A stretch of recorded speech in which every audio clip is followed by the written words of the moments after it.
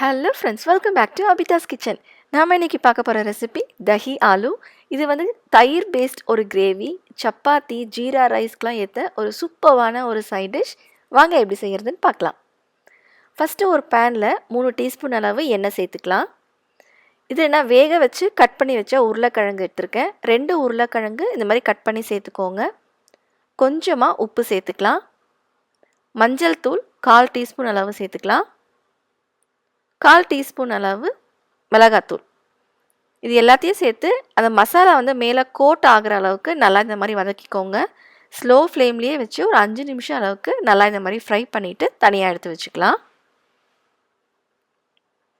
இப்போ அதே பேனில் ஒரு 3 டீஸ்பூன் அளவு எண்ணெய் சேர்த்துக்கோங்க. ஒரு 1/4 டீஸ்பூன் அளவு சீரகம் பொரிஞ்சதும் 2 பச்சை மிளகாய் சேர்த்துக்கிறேன். ஒரு பெரிய சைஸ் வெங்காயம் சேர்த்துக்கலாம்.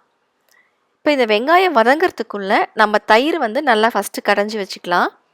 இதுக்கு நான் 1 கப் அளவு நல்லா திக்கான தயிராக எடுத்திருக்கேன். இதில் 1/4 டீஸ்பூன் அளவு மஞ்சள் தூள் சேர்த்து நல்லா ஒரு விஸ்க் வச்சு நல்லா இந்த மாதிரி அடிச்சுக்கோங்க. கட்டி எதுவும் இல்லாத மாதிரி நல்லா இந்த மாதிரி க்ரீமியாக ரெடி பண்ணி வச்சுக்கலாம். இப்போ பாருங்கள், வெங்காயமும் நல்லா வதங்கிருச்சு. இப்போ வந்து நம்ம தேவையான மசாலா பொருட்கள்லாம் சேர்த்துக்கலாம். 1/4 டீஸ்பூன் அளவு மஞ்சள் தூள், காஷ்மீரி மிளகாத்தூள் 3/4 டீஸ்பூன் அளவு சேர்த்துக்கிறேன். நல்லா கலர் கொடுக்கும். 3/4 டீஸ்பூன் அளவு தனியாத்தூள், சீரகத்தூள் 1/4 டீஸ்பூன், கரம் மசாலா 1/4 டீஸ்பூனுக்கும் கொஞ்சம் கம்மியாகவே சேர்த்துக்கோங்க. இந்த கிரேவிக்கு தேவையான அளவு உப்பு சேர்த்துக்கலாம். இப்போ இது எல்லாத்தையும் சேர்த்து நல்லா வதக்கிக்கலாம். இது ட்ரையாக இருக்கிறதெல்லாம் அடி பிடிச்சிரும். அதனால் கொஞ்சமாக தண்ணி சேர்த்து நல்லா பச்சை வாசனை போகிற வரைக்கும் நல்லா இந்த மாதிரி வதக்கிக்கோங்க. இந்த டிஷ்க்கு நம்ம தக்காளி எதுவும் சேர்க்க மாட்டோம். இப்போ இது அப்படியே ஒரு 2-3 நிமிஷம் அளவுக்கு நல்லா வதக்கிக்கலாம். அந்த மசாலாவோட பச்சை வாசனையும் போகணும், எண்ணெயும் நல்லா பிரிஞ்சு வரணும். அப்போ தான் வந்து கிரேவி நல்லாயிருக்கும். இப்போ எண்ணெய்லாம் நல்லா பிரிஞ்சு வந்துருச்சு, நல்லா கலர்ஃபுல்லாகவே இருக்குது. இப்போ நம்ம முன்னாடியே வதக்கி வச்ச உருளைக்கிழங்கு சேர்த்து அடுத்த 2 நிமிஷம் அளவுக்கு நல்லா இந்த மாதிரி மிக்ஸ் பண்ணிக்கலாம். மிக்ஸ் பண்ணதும் அடுப்பை ஆஃப் பண்ணிடுங்க. தயிர் ஊற்றும் போது அடுப்பு ஆனில் இருக்க வேண்டாம்.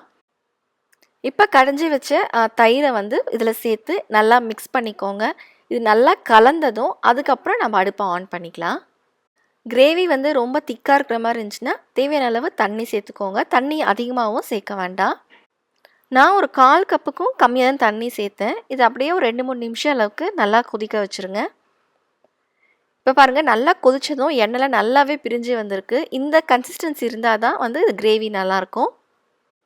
இந்த கிரேவி பொறுத்த வரைக்கும் எண்ணெய் நல்லா பிரிஞ்சு வந்தால் தான் வந்து அதோட பர்ஃபெக்ட் கன்சிஸ்டன்சி. இப்போ கடைசியாக கொஞ்சமாக கொத்தமல்லி சேர்த்து அடுப்பை ஆஃப் பண்ணிடலாம். இந்த கிரேவி வந்து சப்பாத்தி, ஜீரா ரைஸ்க்கெலாம் ஏற்ற ஒரு சூப்பரான ஒரு சைட் டிஷ். நீங்களும் செஞ்சு பார்த்து எப்படி இருக்குன்னு சொல்லுங்கள். உங்களுக்கு இந்த வீடியோ பிடிச்சிருந்தா மறக்காமல் லைக் பண்ணுங்கள், ஷேர் பண்ணுங்கள், சப்ஸ்கிரைப் பண்ணுங்கள். தேங்க்யூ.